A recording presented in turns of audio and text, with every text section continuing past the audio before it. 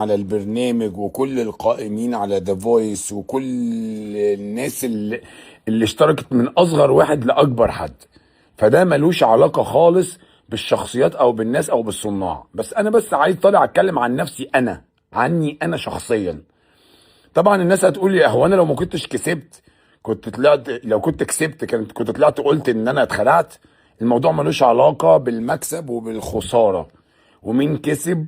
كل الناس اللي كسبت وكل الناس تستحق، انا بتكلم على الحاجات الغلطات اللي انا عملتها في حق نفسي وفي حق جمهوري. زي احمد عوادي، انا بقالي اكتر من شهر او اقل من شهر بتشتم بس من الجمهور اليمني.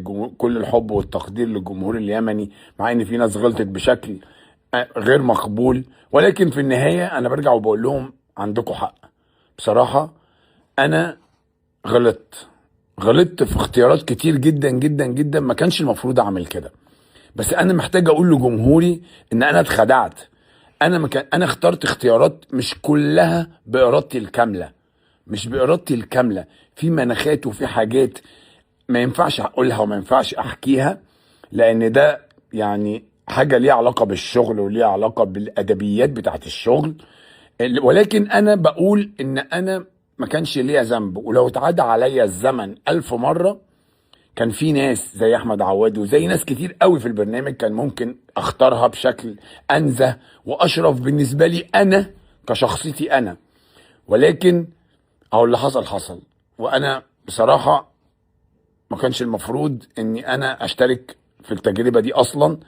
مش علشان التجربة ليها كل الحب والتقدير وقد ايه هي حاجة عظيمة.